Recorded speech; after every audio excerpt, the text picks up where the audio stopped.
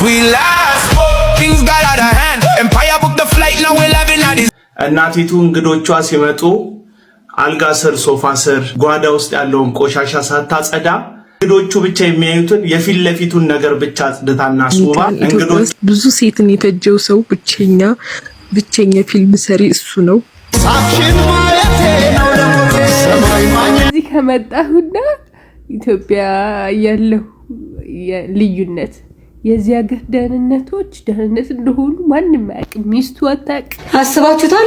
ዛሬ ባሌ ሚዜ ነው እና ከሌላ ሴት ጋር እንደዚህ ተያይዘው ባጠገቤ ሊያልፍ ማለት ነው። ፋይዳ ከማስተሳሰር በፊትም እኮ ብር አልነበረህም አንተ። ምን እንደማያረከም እኔ እመቤቴ ማርያም አገዘችኝ እኮ። ስንቱ እየሞተ ባለበት ስንቱ እየተሰደደ ባለበት ለነጻነታችን መታገል ሲገባ የአርሰናልን ጨርቅ ይዞ። ሰላም ያገሬ ልጆች እንዴት ናችሁ? ዛሬም እንደተለመደው ከሶሻል ሚዲያ አነጋጋሪና ወቅታዊ የሆኑ ቪዲዮዎችን ይዤላችሁ ቀርብ ያለው። ለቻናል አዲስ ከሆናችሁ ላይክ፣ ሰብስክራይብ በማድረግ ይህን ፋሚሊ መቀላቀል ትችላላችሁ። ሀሳብ አስተያየቶቻችሁን ኮሜንት ሴክሽን ላይ ጻፉልኝ። ወደ ቪዲዮቻችን እንሂድ። We have just arrived in Ethiopia. Come on! Daylan Page. Things got out of hand. Empire booked the flight. Now we're live in this land. Since we last things got out of hand. በሴኩሪቲ ምናምን በጥበቃ ነው እንግዲህ የተንቀሳቀሰ ያለው። Now it's island boots on the news. I don't dare rolling through Lincoln Street to the feed. ሀገሬ ኢትዮጵያ ድንገተኛ እንግዳ የመጣባትን ብዙ ልጆች ያሏትን እናት ትመስለኛለች። እናቲቱ እንግዶቿ ሲመጡ አልጋ ስር ሶፋ ስር ጓዳ ውስጥ ያለውን ቆሻሻ ሳታጸዳ እንግዶቹ ብቻ የሚያዩትን የፊት ለፊቱን ነገር ብቻ አጽድታና አስውባ እንግዶቿን በደስታና በክብር የምትቀበል በጓዳ ያሉትን የተራቡትን ልጆቿን በቅባት አስውባ ጠግቧል እያለች ለመጡት እንግዶች የምታስተዋውቅ እንግዶቿ ከልጆቿ የሚበልጡባት እንግዳ ተቀባይ እናት ትመስለኛለች። ደስ ይላል። እነዚህ ሁሉ ሰዎች ለሀገር ገጽታ ለሀገር ግንባታ የበኩላቸውን አስተዋጽኦ እያደረጉ እንደሆነ ባልክድም፣ ነገር ግን በጓዳ ያለውን ሪያሊቲ ለሌላው ባታሳዩትም ውስጥ ላለነው ለኛ ግን ለመቀየር ብትታገሉ ምናልባት ከግብዝነት ትወጣላችሁ ብዬ አምናለሁ። በተለይ ኢትዮጵያውያን ኮንቴንት ክሬተሮች ኢንፍሉዌንሰሮች ብዙ ጊዜ የምትሰሩት ከህዝብ ጎን ሆናችሁ ሳይሆን ከሚጠቅማችሁ ጎን ብቻ ሆናችሁ እንደሆነ እየተመለከትኩ ነው። እጥ ያጣ የኑሮ ውድነት፣ ሃይባይ የሌለው የነጋዴዎች ስግብግብነት፣ ውጣ ውረድ የሚበዛበት ቢሮክራሲ ባለበት ሀገር ውስጥ እናንተ የፍለፊቱን መልካም ነገር ብቻ በማሳየት በጓዳ ያሉትን የብዙ እናቶች፣ ህፃናት፣ ወጣቶች ረሃብና ስቃይ ባላየ ያለፋችሁት ይመስለኛል። ኢንፍሉዌንሰር የሆናችሁት ከዚሁ ማህበረሰብ በተገኘ ተቀባይነትና ይሁንታ ነው።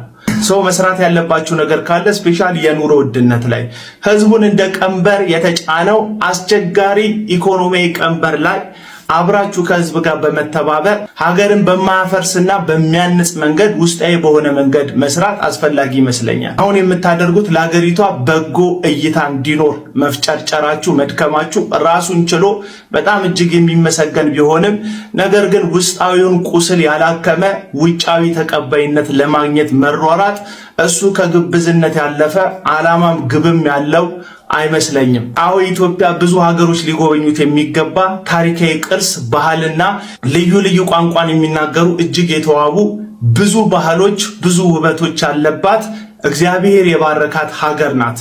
ነገር ግን በራሳችን ስንፍናና ራስ ወዳድነት ይህንን ባህል የተሸከመውን ማህበረሰብ ኢኮኖሚ እንዲያጎብጠው አድርገን ቀና ማለት እስካይችል ድረስ ኑሮ እያንተፋተፈው ያለበት ሁኔታ ላይ ያለነው። ስለዚህ መተው እኛን መጎብኘታቸው የኛን ጥሩ ነገር ማየታቸው እንዳለ ሆኖ በውስጥ ግን የምናውቀው ሰውን ሁሉ ያደከመ ኢኮኖሚያዊ ቀንበር በተቻለ መጠን ስግብግብ ነጋዴዎችና ህዝብ ላይ እንደ ቀንበር የተጫነውን አላስፈላጊ የሆነ አሰራር በማስወገድ ኢትዮጵያን የምር ከውስጥ ወደ ውጭ እንድትለወጥ ማድረግ ያለብን ይመስለኛል። ለዚህ ደግሞ ኢትዮጵያዊው ተባብሮ ኢንፍሉዌንሰር ያደረጋችሁ ኮንተንት ክሬተሮች አደራም ውለታም ያለባችሁ እንደሆነ መዘንጋት የለባችሁም የዚህ ህዝብ።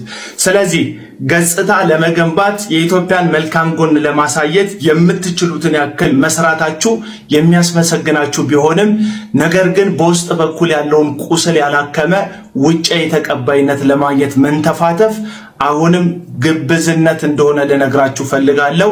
አዎ ውስጧ የተዋበ እናት አባቶቿን ያከበረች ወጣቶቿ ቀና ያሉባት ጥቂት ሀብት ያላቸው ሰዎች ብዙሃንን የማይጫኑበትን መልካም የሆነ ሀገር ለመፍጠር ከውስጥ ወደ ውጭ የሆነ ለውጥን ማምጣት ያለብን እንደሆነ መዘንጋት የለበትም። ከውጭ የሚመጣልን ጭብጨባ ውስጣችን የምር እስኪታወቅ ነው። ውስጣችንን አክመን ወንበር ላይ የተቀመጡ ስግብግብ ሹመኞችንና በቃኝ የማያውቁ ስግብግብ ነጋዴዎችን አደብ አስገዝተን ለሁላችንም እኩል ሀብቷንም በረከቷንም የምትሰጠንን ኢትዮጵያን እስክንገነባ ድረስ ሽንገላ ላይ ሳይሆን እውነታ ላይ ቆመን አብረን ተያይዘን መስራት ያለብን ይመስለኛል። ስለዚህ ኢንፍሉዌንሰሮች አሁንም ይህ ህዝብ ከናንተ የሚጠብቀው እንግዳ መጥቶባት ፊትለፊቱን አጽድታ ከአልጋ ስርና ከሶፋ ስር ያለውን ቆሻሻ እንደደበቀች ሰነፍ እንግዳ ተቀባይ የሆነችን ምድር መፍጠር ሳይሆን የምር ውስጧም ውጫዋም ያማረ ሁሉም ሊወዷት የሚችልን የተባበረች ኢትዮጵያን አንድ ላይ ሆነን መገንባት ነው ያለብን። ለዚህ ደግሞ የህዝብ አደራ ጊዜ የሰጣችሁ ኢንፍሉዌንሰሮች ላይ ወድቋል። ይህንን ማድረጋችሁ በጎ ነው። ነገር ግን ከውስጥ እንድትጀምሩ ነው ይህንን ቪዲዮ የሰራሁት።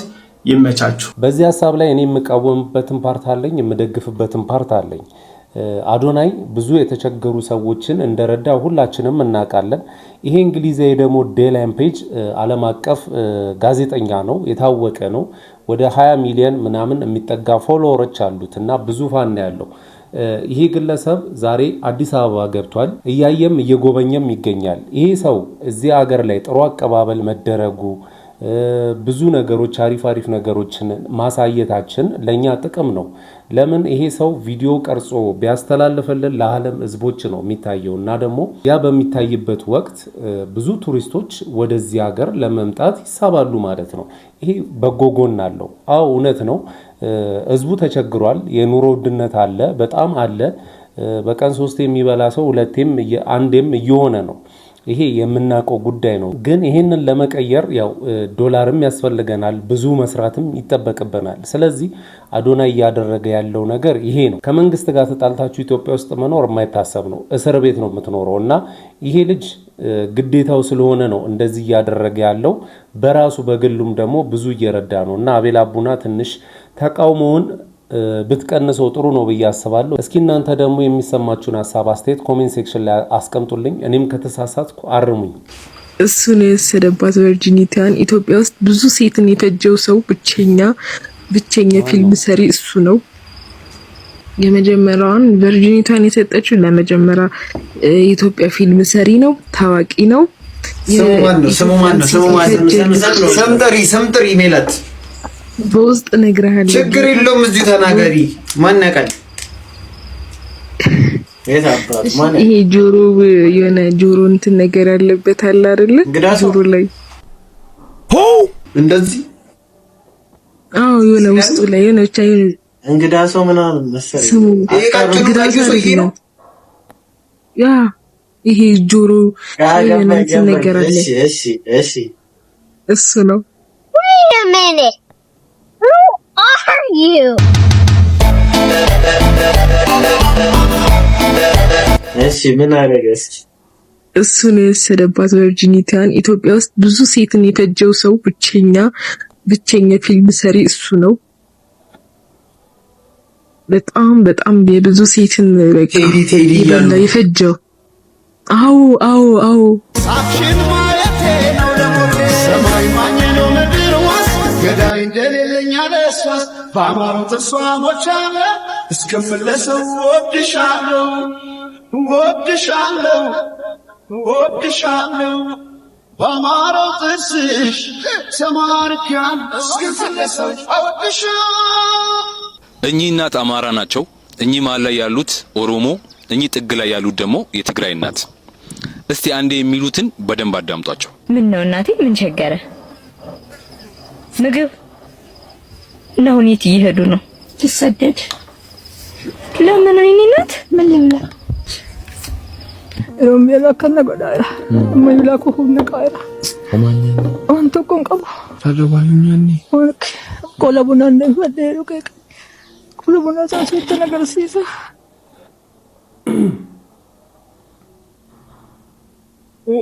أميني كوفي إني حزالي يا خندق حزالي يا خندق ولا عخني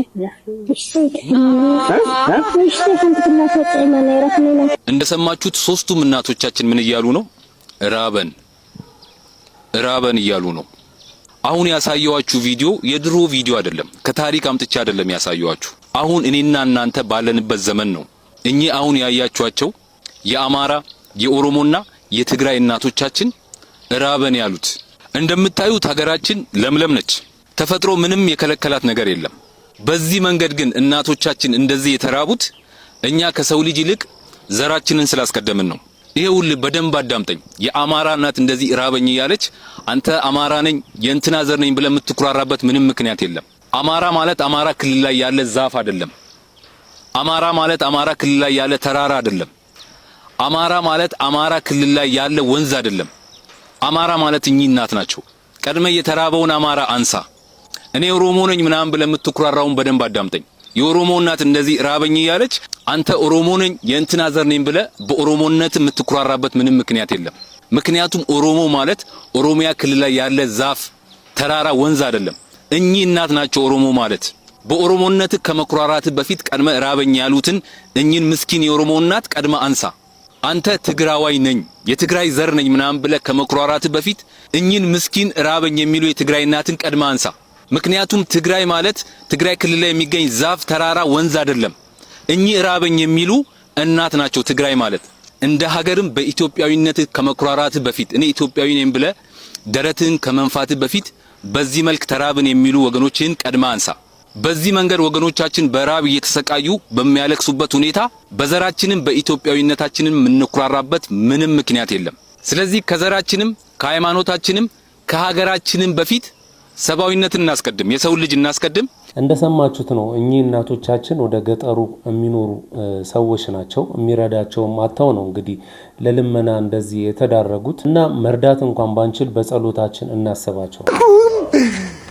ምን እንደማያረከም እኔ እመቤቴ ማርያም አገዘችን እኮ አሳካ ነው እንደሚያሳካ ነው ተሳክቷል። እሺ እንዳያችሁት እንግዲህ አርሰናል ከ20 ዓመት በኋላ ይመስለኛል ዋንጫ በልቷል።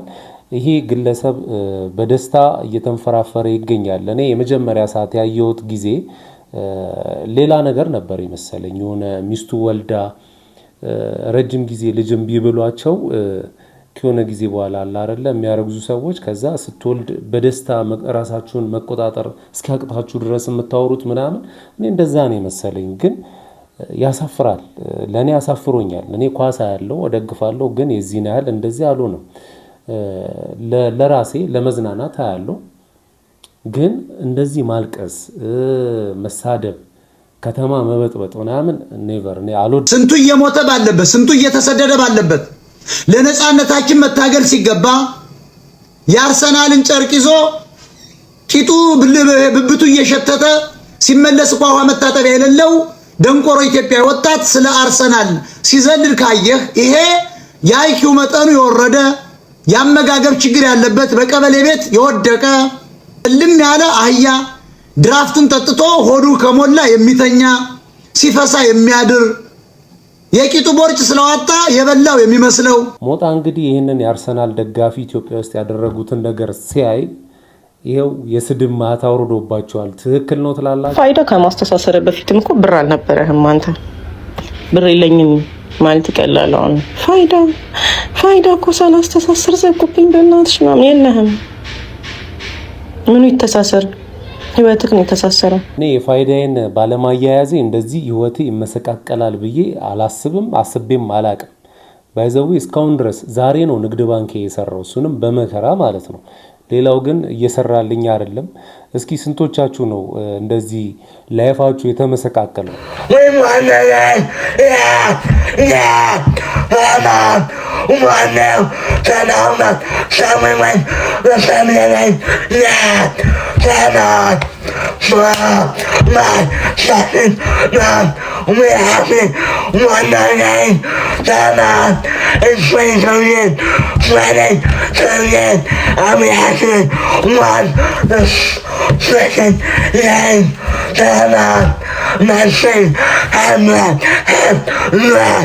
Oh my Lord, oh my Lord, we actually one minute, tonight,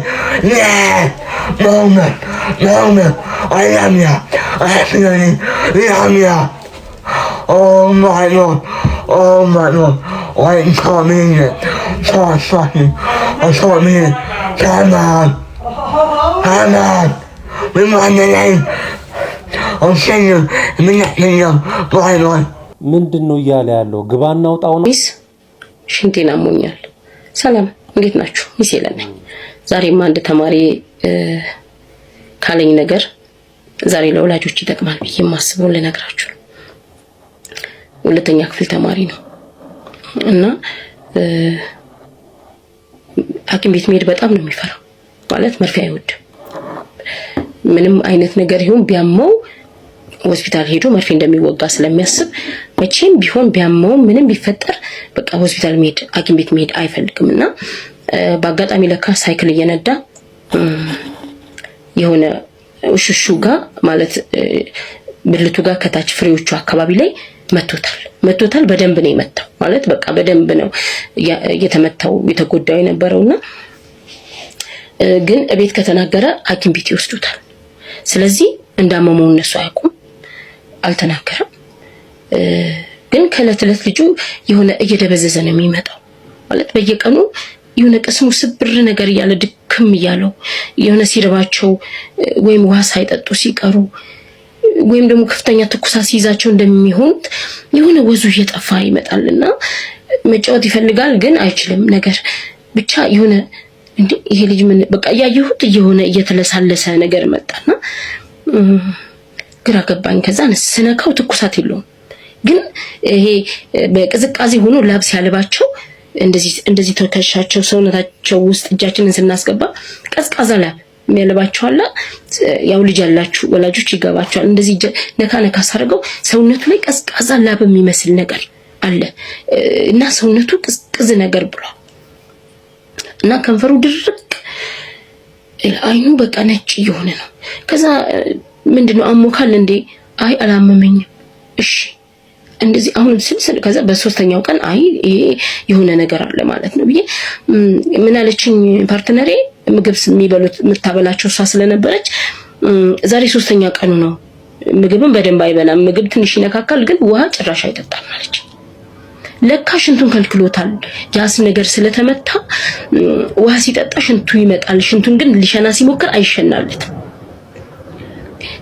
ያንንን ነገር እንዳይገፋበት ድጋሚ ተመልሶ ሽንቱ እንዳይመጣ ምን ያደርጋል? ውሃ አይጠጣም። ከዛ እስኪና አልኩትና ኮዳውን ሳይው ሙሉ ነው። ምግቡን ሳይ ቁርስ በልተዋል። አሁን ኦሬዲ ወደ ለምሳ ሊታጠቡ እጃቸውን ሊታጠቡ ተሰልፈው ያለ ነበር። እንደዛ አለችኝና እሺ አሁን አንተ ታጥበናና እኔ ጋር ነው የምትበላው ምናምን አልኩት ማለት ነው። ከዛ እሺ ጠረጴዛ ፊት ለፊት ምሳቃውን አስቀምጬ ጠበቅኩትና መጣ። ከዛ መጥቶ ምሳቃውን ከፈተና አንዴ ሁለቴ ጎረሰ እና በቃ ማለት መሸወድ ነው የፈለገው ግን አልቻለምና እንባው መጣ። አይኑ ግጥም ብሎ እንባ ቋጠረ። ምንድነው አነቀኝ ግን ምናምን እሺ ውሃ ጠጣ። ውሃ መጠጣታችን ለምንድነው የማጠጣው? ሽንቴን አሞኛል። በኢየሱስ ክርስቶስ ሽንቴን አሞኛል። መቼ ነው ያመመ? በዛኛው እሁድ ነው ሳይክል ስነዳ ያመመኝ። አስቡት እሁድ ሳምንቱ አልፎ ሁለተኛው ሳምንት ተጀምሮ ክላስ መጥተዋል። ማሚ ታውቃለች አታውቅም? አባቢ ያውቃል እና ለምን አልተናገርክም? ሐኪም ቤት ወስደው መርፌ ያስወጉኛል። እሺ ታዲያ እንደዛ ተብሎ ባባ ትሞታለህ? አይ ለማሚ ከነገርሻት ወስዳይ መርፌ ታስወጋኛለች። እሺ ትሞት ሽንትን ሳትሸና ትሞት። ሁዱን ስነካው ጌታ ምስክሬ እንደ እንጨት ይሄ ከእምብርታቸው በታች ጥንክር ድንጋይ ሆኗል ማለት ነው በኢየሱስ ክርስቶስ። ከዛ በጣም ነው የደነገጥኩት። ጨነቀኝ። እኔ ራሱን ላበላብ ነው እንኩት። ከዛ እጄን ሳስገባ ሰውነቱ እንደገና ውሃ ነው። ምን ቶሎ ብዬ ነርሶ ኦፊስ ወደ ነርሷ ጋር እየሮጥኩ ማለት ነው። እሺ ከዛ ነርሷ አየችውና ይሄን ነገር ለቤተሰብ እንደውል ምናምን አለች። እናቱ ጋር ተደወለ። አያውቁም እንግዲህ አስቡት፣ ከሳምንት በላይ መርፌ ስለሚፈራ ብቻ። ከዛ ታክሞ ምናምን እግዚአብሔር ይመስገን ያው አንድ ሳምንት ያህል አርፎ በጣም አደገኛ ነበር የነበረበት ሁኔታ አልፎ ምናምን መጣ እና ምን ልላችሁ ነው የፈለኩት መሰላችሁ? አነሰም በዛ አቃለው ላይፍ በጣም ከባድ ነው። ቀን ሙሉ ለፍተን ውለን ማታ ነው ልጆቻችንን መናገኛቸው። ኤክስትራ ታይም የለንም ሰምቲንግ። ግን የፈለገ ተአምር ቢመጣ በተቻለ መጠን በእርግጥ የሚጠብቅ እግዚአብሔር ነው፣ የሚያድን እግዚአብሔር ነው። ግን አንዴ ቢያንስ ማታ ሊተኙ ሲሉ ወይም ተኝተው እንኳን ቢሆን ተኝተው ብንመጣ እንኳን ልጆቻችንን ደባብሰን የሆነ ነገራቸውን የፊታቸውን አይነ የሆነ ነገራቸውን ቼክ ለማድረግ በተቻለ መጠን መሞከር የተሻለ። ምክንያቱም ልጆች ፈሪ ናቸው፣ ትንሽ ነው ልባቸው፣ ጥዬ ናትና በዛች ልክ ነው የሚያስቡት። የሚጎዳቸውና የሚጠቅማቸውን አያውቁ፣ ሚስጥር ማድረግ ያለባቸውና የሌለባቸውን አያውቁ። በዛ ምክንያት ያ ልጅ እንግዲህ አስቡት እግዚአብሔር ጠብቆት ነው እንጂ አንድ ቀን እንኳን ሁለት ቀን እንኳን ሳይሸኑ መክረን እንዴት እንደሚያሳምም እንግዲህ ታውቁታላችሁና እሱ ከሳምንት በላይ ውሃ ሳይጠጣ ሽንቱን ሳይሸና ትንሽ ምግብ ብቻ እየበላ ማለት እና በተቻለ መጠን ልጆቻችንን ፎሎ ማድረጋችንን ማለት የተሻለ ክትትል ማድረግ ለኛም ለነሱም ይጠቅመናል። ልጆቻችሁን እንግዲህ በግልጽነት በመቀራረብ ሁሉን ነገር የሚደርስባቸውን የሚያጋጥማቸውን ነገር እንዲናገሩ ማድረግ የወላጅ ኃላፊነት ነው። ቁጣ ብቻ ከሆነ እንደዚህ አይነት ችግር እየገጠማቸው እንግዲህ ለሌላም አደጋ እስከሞት ደረጃ ድረስ ሊገጥማቸው ይችላል። ስለዚህ እባካችሁ ልጆቻችሁን በመቆጣት ብቻ ሳይሆን ፍሬንድሊ አድርጋችሁ ይሆናል አይደል እንደ ልጅ እናንተም እንደ ልጅ እየሆናችሁ በመግባባት የሚሰማቸውን ነገር የሚገጥማቸውን ነገር ብታውቁ ጥሩ ነው ብዬ አስባለሁ። አስባችሁታል? ዛሬ ባሌ ሚዜ ነው እና ከሌላ ሴት ጋር እንደዚህ ተያይዘው ባጠገቤ ሊያልፍ ማለት ነው። ከዛ እኔ ቁልጭ ልል አላደርገውም ጋይስ፣ እሱን ነው ማቁለጨልጫው። አሁን እሱ ማለት ነው ምን አይነት ልብስ ነው የምለብሺው ሲለኝ ያሳየሁት ቀሚስ ሌላ ልብስ ነው የሚያውቀው ማለት ነው። ይሄን ቀሚስ አያውቀውም። እዩት፣ ይሄን በእናታችሁ እንዴት እንደሚያምር አሁን ሲያየኝ ማለት ነው ድንግጥ ነው የሚለው። ማናት ምናምን ብሎ እኔስ ማነኝ ሄጄ ሰላም እለዋለሁ በስርዓት ሄጄ ይሄን ባልነው ደህና ነው ይመችህ ሰላም መልካም ቀን ብዬ እሄዳለሁ ማለት ነው። አይኑ ቀኑ ሙሉ እኔ ላይ ነው የሚውለው። እንደዚህ አይቶኝ አያውቅም ጋይስ፣ አያውቀውም ይሄን ልብስ። ስማርት ሁኑ፣ አትጨቃጨቁ፣ በዘዴ ነው ሁሉ ነገር። እሺ ይመቻችሁ፣ ወዳችኋለሁ ደግሞ። እሺ ሴቶች እንግዲህ እንደዚህ አይነት ታክቲክ ብትጠቀሙ ጥሩ ነው። ምክንያቱም ከሚዜ ሆኖ ባሎቻችሁ ከሴት ጋር ስታዩት የምትናደዱ ከሆነ እቺን ታክቲክ ለእናንተ ጥሩ ነው። ቻቻ ኦር ደግሞ ቅንጣቢ የሚባል ስጋ ታውቃላችሁ ብዬ አስባለሁ። ይሄ የ200 ብር ስጋ ነው እንደምታዩት። ያው ቀዩን መርጬ ወጥ ሰራለሁ ብዬ ነበር ያሰብኩት። ሳየው ደግሞ ምንም ቀይ የሚባል የለውም እንዳለ ነጭ ነው። እንደዚህ የምንኖርበት ሀገር ውስጥ እየኖርን በጣም ደሃ ህብረተሰብ የበዛበት ሀገር ውስጥ ነው የምንኖረው። ሰው በጣም ቅንጡ ነገሮች እየለቀቅን ህብረተሰቡን ባናሳቅቀው ብዬ አስባለሁ። ያው እውነታው ይሄ ስለሆነ እውነታውን ላሳያችሁ ብዬ ነው ቤተሰቦች። ቅንጥብጣቢ እኔ በፊት ነበረ እውነት እኔ አልዋሻችሁም በልቻለሁ ገዝቼ። ግን አሁን ይሸጣል እንደ ስጋ ቤቶች? አብዛኞቻችን በዚህ ቪዲዮ አብረን እናለቅሳለን። ኢትዮጵያ በ14 ዓመት ውስጥ 14 የህዳሴ ግድቦችን መስራት ስትችል አንድ ብቻ ነው የሰራችው። ኢትዮጵያ ደሃ ስለሆነች አይደለም። ኢትዮጵያ ሌሎች ሀገራቶችን እያበለጸገች ስለኖረች ነው። ኢትዮጵያ በየዓመቱ ለነዳጅ፣ ለማዳበሪያ፣ ለማሽነሪዎች፣ ለስንዴ እና ለኢንዱስትሪ እቃዎች ከ16 እስከ 17 ቢሊዮን ዶላር እናወጣለን። አስቡት፣ 16 እስከ 17 ቢሊዮን ዶላር። ጎረቤት ሀገሮቻችንን ብትመለከቱ እነ ታንዛኒያ ከ12 እስከ 13 ቢሊዮን ዶላር ነው የሚያወጡት። ኮንጎ ከ11 እስከ 12 ቢሊዮን ዶላር፣ ዩጋንዳ ከ7 እስከ 8 ቢሊዮን ዶላር፣ ሩዋንዳ ከ3 እስከ 3.5 ቢሊዮን ዶላር። ነገር ግን ኢትዮጵያ በየዓመቱ ከ16 እስከ 17 ቢሊዮን ዶላሮችን ታወጣለች። የህዝብ ቁጥራችን ብዙ ስለሆነ አብዛኞቹ የምናስመጣቸው እቃዎች ሁልጊዜ የምናለቅስባቸው እቃዎች ናቸው። እኛ ራሳችን በሀገር ውስጥ ማምረት የምንችላቸው እቃዎች ነበሩ። ከሁሉም የሚያስገርመው ታላቁ የኢትዮጵያ ህዳሴ ግድብ የአፍሪካ ትልቁ የኤሌክትሪክ ኃይል ፕሮጀክት 5 ቢሊዮን ዶላር ገደማ ብቻ ነው የፈጀው። በ14 ዓመት ውስጥ 5 ቢሊዮን ዶላር ብቻ ነው የፈጀው። አስቡት፣ በ14 ዓመት 5 ቢሊዮን ዶላር 5150 ሜጋዋት የአፍሪካን ውይይት የቀየረ አንድ ግድብ 14 ቢሆንስ? አስቡት። ነገሩ እንዲህ ኢትዮጵያ ከውጪ ከምታስመጣቸው እቃዎች 30% እንኳን ብትቀንስ በየአመቱ $5 ቢሊዮን ገደማ ማለት ነው። ያም ማለት በየአመቱ አዲስ ገርድን መገንባት ይቻል ነበር ማለት ነው። እኛ ግን ራሳችን ማምረት የምንችለውን ከውጭ አስመጣን። ኃይል ከመገንባት ነዳጅ ገዛን። በሚሊዮኖች ሄክታር ለም መሬት ላይ ቆመን ስንዴ ከውጭ አስመጣን። ለሌሎች ሀገራት ፋብሪካዎች ገንዘባችንን ሰጠን። ወጣቶች ግን ስራ ጠብቀው ተቀመጡ። 14 ግድቦችን አስቡ። ኤሌክትሪክ ብቻ አይደለም፣ በሁሉም ክልል ፋብሪካዎች ከኢትዮጵያ የሚነሱ የኤሌክትሪክ ባቡሮች ምስራቅ አፍሪካን አቋርጠው ሲሄዱ አስቡ። በንጹህ ኃይል የሚሰሩ የኤአይ ዳታ ሴንተሮች፣ ግዙፍ የማዳበሪያ ፋብሪካዎች፣ የብረት ኢንዱስትሪዎች፣ የኤሌክትሪክ መኪና ማምረቻዎች፣ ደረቅ መሬቶችን ወደ ምግብ ማምረቻ ሀብት የሚቀይሩ ዘመናዊ የመስኖ ስርዓቶች፣ ሚሊዮኖች ስራዎች፣ ሚሊዮኖች መብራትን ለመጀመሪያ ጊዜ የሚያዩ መንደሮችን አስቡ። በሻማ ሳይሆን በመብራት የሚያነብሳን በውጭ ሀገር ታክሲ ከመንዳት አዲስ አበባ ላይ ሳተላይት የሚገነባ ኢንጂነርን አስቡ። ኢትዮጵያ ነዳጅ ከማስመጣት ኃይልን ወደ ውጭ ስትልክ አስቡ። ድህነት ተፈጥሯችን ካልሆነስ? ኢትዮጵያ ደሃ ሀገር ሳትሆን ያልተገነባች ሀገር ብትሆንስ? 120 ሚሊዮን ሰዎች ዕለት ከዕለት ሰርቫይቭ ማድረግን ትተው ሀገርን ወደ መገንባት ቢገቡስ? ምክንያቱም የህዳሴ ግድብ ብቻ አልነበረም፣ ማስረጃ ነበረ። ኢትዮጵያውያን በባዶ ኪስ ተአምራትን መስራት እንደሚችሉ ማስረጃ። አንድነት ተራራ እንኳን ማንቀሳቀስ እንደሚችል ማስረጃ። ወደፊት ከውጭ የሚመጣ ነገር እንዳልሆነ ማስረጃ። ምናልባት የኢትዮጵያ ትልቁ ሀብት ወርቅ አልነበረም፣ ዘይትም አልነበረም፣ አባይ ግድብ እንኳን አልነበረም። ምናልባትም ትልቁ ሀብቷ የህዝቦቿ ሐሳብ፣ የህዝቦቿ ጉልበት እና የህዝቦቿ ህልም ነው። በባዶ ኪስ አንድ ተአምር የገነባች ሀገር በራዕይ 14 መገንባት ትችላለች። ጊዜው አልረፈደም። ከነሱ ይሄ አስደንጋጭ መረጃ ነው።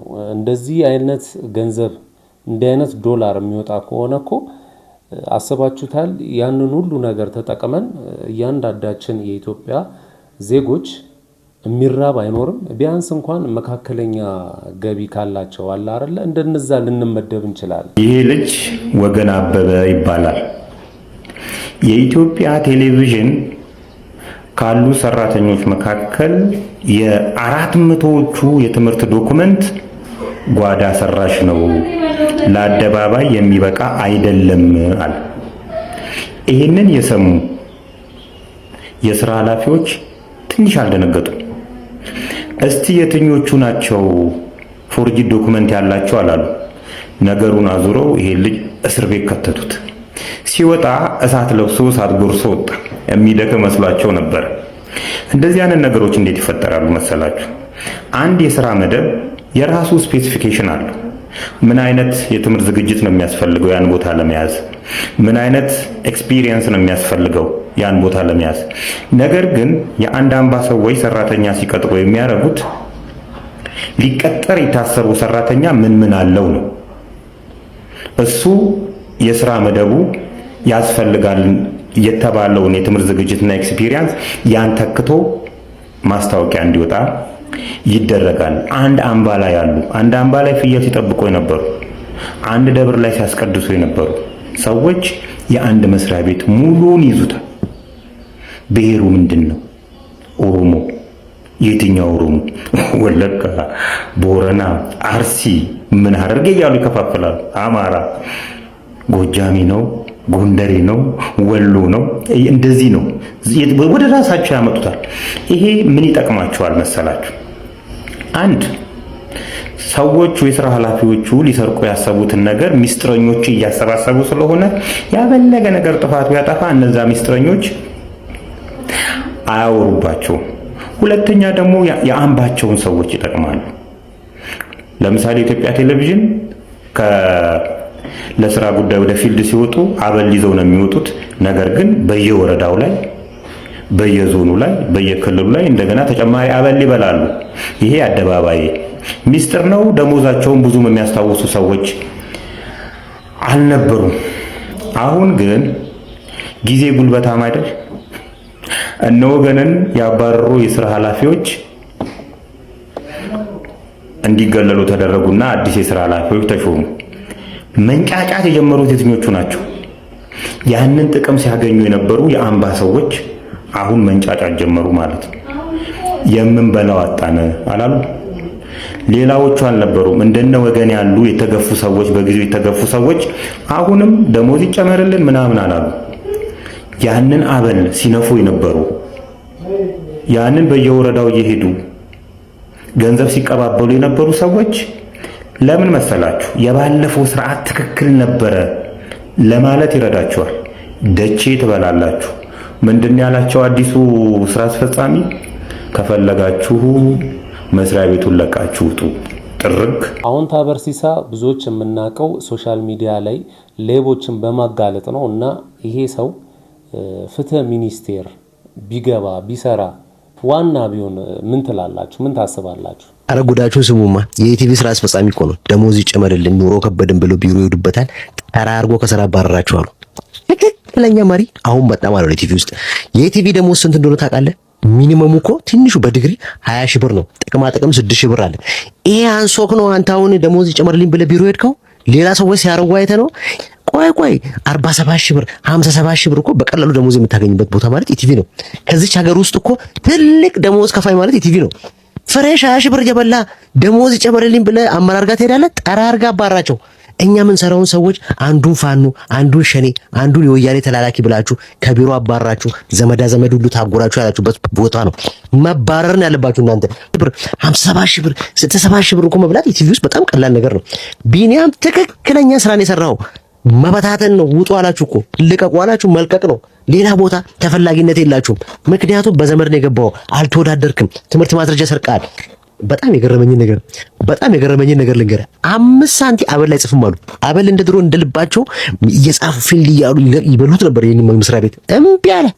መብላታቸው ብቻ እኮ አይደለም፣ ፊልድ ከተላኩበት ቢሮ በየፋይናንሱ ብር ስጡን እያሉ አመራሮችን ያስቸግራሉ። ከዶክተር በላይ ደሞዝ እኮ የቲቪ ውስጥ የጥበቃ ደሞዙና የዶክተር ደሞዙ እኮ እኩል ነው። ውሸት ነው። ደሞዝ አነሰ እንትላላችሁ እንዴ? ደግሞ እፍረት የለም።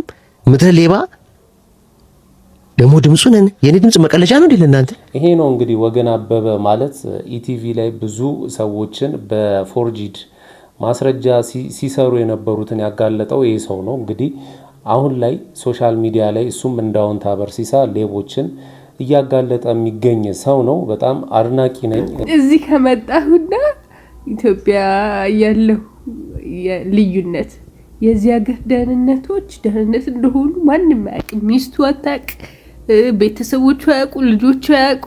የኢትዮጵያ ደህንነት ደግሞ ሀገር ምድሩ ያውቃል። ደህንነት እኮ ነው። አታውቅም? ሀገር ምድሩ ያውቃል ደህንነት እንደሆንክ ማለት ነው። እና ይሄ ልዩነት አይቻለሁ። እኔ አንድ ሁለት ታውቃለህ። ጀስት ኢን ኬዝ ብዬ ዋትስአፓቸው ሲባርግዋል። ደህንነት መላኩ ኤርፖርት ያጋጠመኝ አንድ ችግር ብትደውልላቸው መላኩ ጋር ደውዬ በፍታኝ እዚህ ጋር ያው እነሱ ራሱ እኮ ላይክ ደህንነት እንደሆኑ እኮ እንድታቅላቸው ይፈልጋሉ። ዜዶን አክት ኖርማል ደህንነቱ ገባ ይባላል። ውጥር ይላሉ። ዜዶን አክት ኖርማል አይደል? ቀላል ያ ሌዘር ጃኬት አለ ለብሶ ይገባል። ሽጉጡ ራሱ እኮ ይታያል። እንዲታያል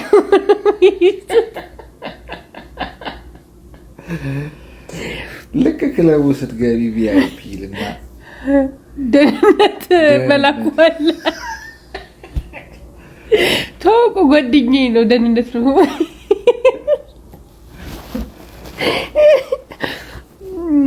አዎ። እና ይሄ ነገር ይስተካከል ለማለት ያክል ነው።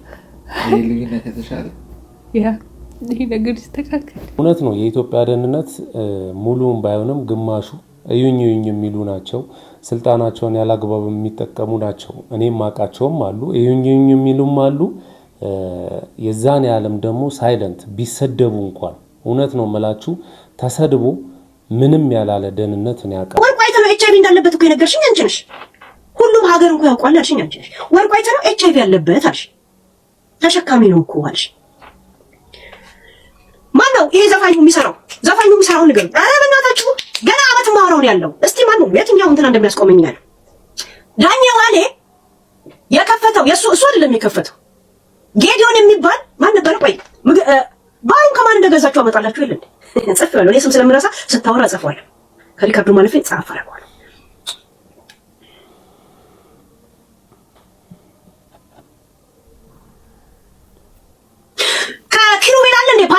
ፓንዱራ ነው ፓንዱራ የሚባለው ክለብ የተገዛው ኪሩቤል ከሚባለው የኪሩቤል ዕዳ እንኳን አልከፈለም አልሽ።